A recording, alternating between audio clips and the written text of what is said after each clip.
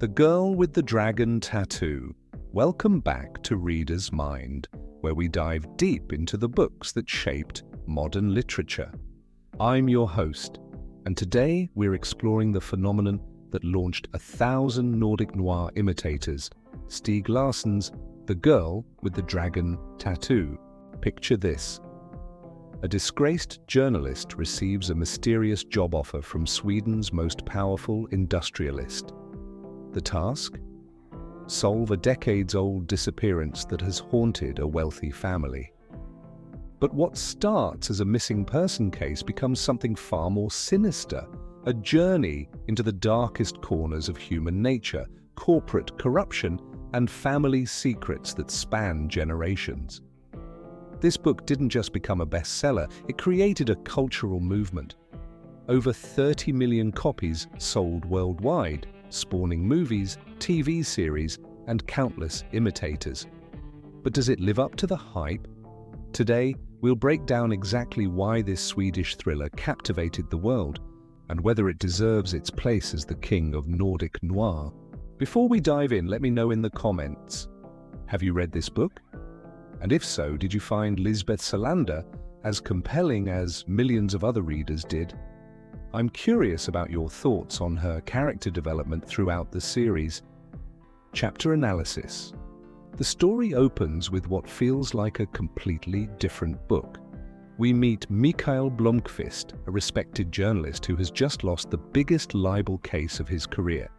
He's been convicted of defaming Hans-Erik Wennerström, a powerful businessman, and now faces financial ruin and professional disgrace. Walking out of that courthouse, Blomkvist's world is crumbling around him. This opening is masterful because Larsson immediately establishes the stakes. This isn't just about reputation. Blomkvist's magazine, Millennium, is on the verge of collapse. His career, his life's work, everything he's built is hanging by a thread. But here's what makes it brilliant. We don't yet know that Blomkvist was actually right about Wennerström. The audience is left wondering, is our protagonist a crusading journalist destroyed by powerful enemies, or just someone who got too cocky and couldn't back up his claims? Then Larsson pulls his first major narrative trick.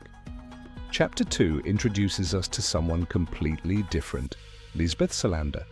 She's working for Milton Security, conducting background research on none other than Mikael Blomkvist himself. But Lisbeth isn't your typical private investigator. She's covered in tattoos and piercings, has an eidetic memory, and can hack into virtually any computer system. She's also deeply damaged by trauma that we only glimpse in these early chapters. The genius of this structure is how Larsson makes us see Blomkvist through Lisbeth's eyes before we fully understand either character. She's investigating him, reading his emails, learning his secrets.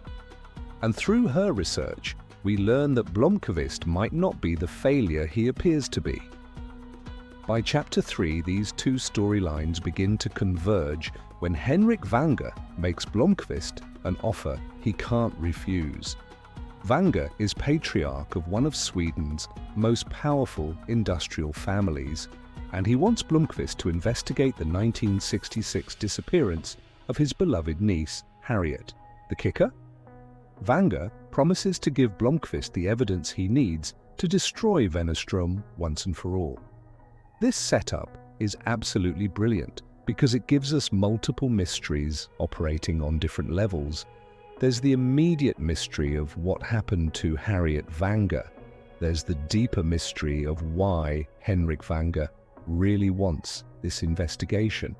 And overarching everything is the question of Wennerström's corruption and whether Blomkvist can redeem himself.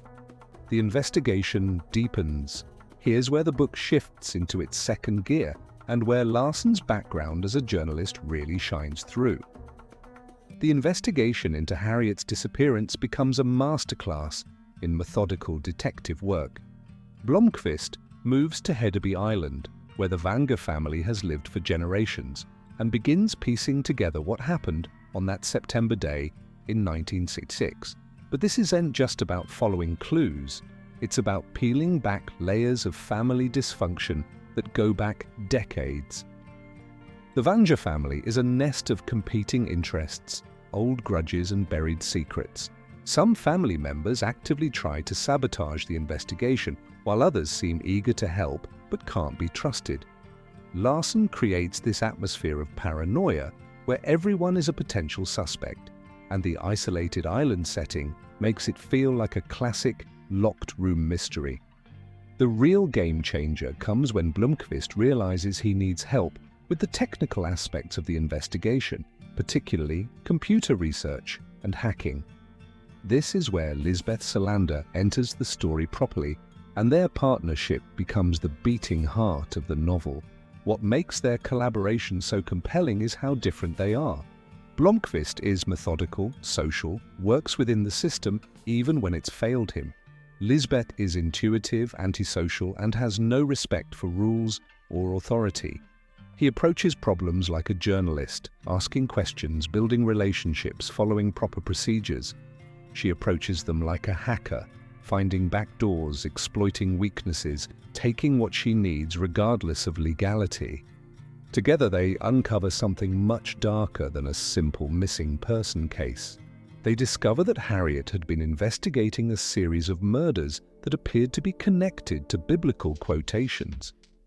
The killer was using Bible verses as a guide, and somehow Harriet had figured this out before she disappeared. This revelation transforms the entire story. What started as a cold case investigation becomes a race against time to catch a serial killer who might still be active. And the most chilling realization, the killer has to be someone close to the Vanger family, someone who had access to information about Harriet's investigation. The investigation also reveals the systematic abuse and violence that several family members, particularly women, had endured over the years. Larsson doesn't shy away from depicting the brutal reality of domestic violence and sexual assault, but he handles it in a way that serves the story rather than sensationalizing it. The dark revelation. The climax of the book is genuinely shocking, and it works because Larsson has been carefully laying groundwork throughout the entire story. The serial killer turns out to be Martin Vanger, Henrik's son, Harriet's brother, and someone who has been helping with the investigation all along. This revelation is devastating because Martin has been presented as one of the more sympathetic family members. He's been cooperative, seemingly genuine in his desire to find out what happened to his sister. The betrayal hits both the characters and the readers hard because we've been manipulated just as effectively as Blomkvist has been. But here's where the book's themes really come into focus. Martin isn't just a random psychopath. He's the product of a family system that has enabled abuse for generations. His father was an abuser, his grandfather was an abuser, and the family's wealth and power have consistently been used to cover up crimes and silence victims. Martin represents the culmination of this cycle of violence, and his ability to present a normal face to the world makes him even more terrifying. The confrontation between Martin and Blomkvist is genuinely intensely disturbing. Blomkvist finds himself trapped in Martin's basement, facing torture that pushes him to his absolute limits and almost certain death, while Martin calmly explains his philosophy of violence and control. It's one of the most disturbing sequences in modern thriller literature, made worse by Martin's casual attitude toward his crimes. Lisbeth's rescue of Blomkvist is both thrilling and thematically perfect. Throughout the book, she's been portrayed as someone who takes justice into her own hands when the system fails. Her intervention here isn't just plot convenience, it's the logical culmination of her character arc. She doesn't just save Blomkvist, she ensures that Martin faces consequences for his actions, even if those consequences come outside the legal system. Martin's death while fleeing feels inevitable rather than coincidental. He's lived his entire life believing he was untouchable, protected by wealth and family influence. When that protection is stripped away, when he's forced to confront the reality of his crimes, he simply cannot cope with the exposure, resolution, and themes. The book's final act provides resolution to multiple storylines, but it's the kind of resolution that raises as many questions as it answers. Harriet is found alive in Australia, having faked her death to escape Martin's abuse. Her survival is both triumphant and tragic. She's lived decades in hiding, building a new life, but never able to truly escape the trauma of her childhood. Blomkvist's redemption comes through his exposé of Wennerström, but it's Lisbeth who provides the crucial evidence by hacking into Wennerström's accounts. This partnership between traditional journalism and modern digital investigation feels incredibly relevant to our current media landscape. Larsson seems to be arguing that fighting corruption requires both old-school reporting skills and new-school technical capabilities. But the book's ending is deliberately ambiguous about Lisbeth herself. After helping Blomkvist destroy Wennerström, she disappears from his life, leaving him confused and hurt. This reflects one of the book's central themes, that trauma creates barriers that even genuine connection cannot always overcome. Lisbeth's inability to trust, her emotional walls, her need for control.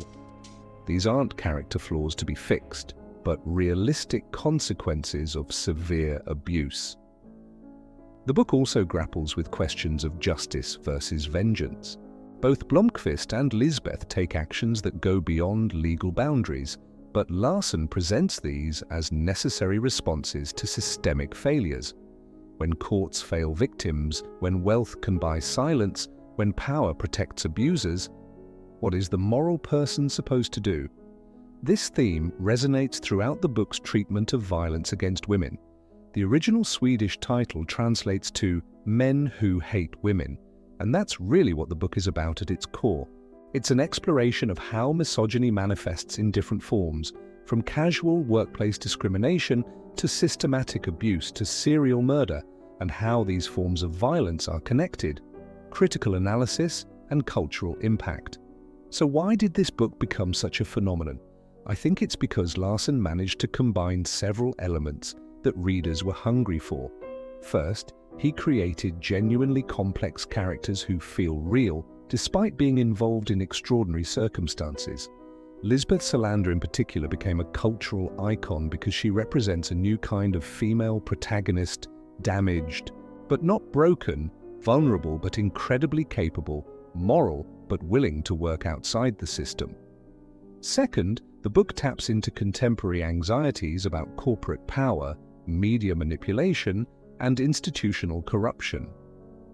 Blomkvist's struggle against Wennerström feels relevant in an era of corporate scandals and media concentration. The idea that powerful people can destroy lives through legal manipulation resonates with readers who feel increasingly powerless against large institutions. Third, Larsson's background as an investigative journalist gives the book authentic detail about how modern investigations actually work. The combination of traditional shoe leather reporting and computer hacking feels both realistic and exciting. That said, the book isn't without its flaws. Some readers find the pacing uneven, particularly in the middle sections where the investigation can feel repetitive. Others argue that some of the violence is gratuitous, though I'd argue that Larsson is trying to show the real consequences of the attitudes he's critiquing rather than sensationalizing them. The book's impact on popular culture has been enormous. It essentially created the Nordic noir boom that dominated crime fiction for the next decade. Every publisher wanted to find the next Swedish thriller, and every author wanted to create the next Lisbeth Salander. But more importantly, it opened up conversations about violence against women, corporate corruption, and the limits of traditional justice systems. The book's success proved that readers were ready for darker, more complex thrillers that didn't shy away from difficult social issues. Whether you love it or find it overhyped, there's no denying that The Girl with the Dragon Tattoo changed the landscape of modern crime fiction. It proved that genre fiction could tackle serious themes without sacrificing entertainment value, and it created one of the most memorable characters in recent literature. That's our deep dive into The Girl with the Dragon Tattoo. What did you think? Did Lisbeth Salander live up to the hype for you? And should I cover the rest of the Millennium Trilogy? Or are you ready to move on to our next book? Let me know in the comments, and I'll see you next time on Reader's Mind. Now, these are the 3 questions I have for you. You may answer them in the comment section below. 1. Team Blomkvist or Team Lisbeth? Who was the more compelling protagonist? 2. Rate the book's handling of difficult themes. Too graphic, just right, or not impactful enough? 3. Next book poll. Should we continue with Nordic noir, explore psychological thrillers, or jump to a different genre entirely?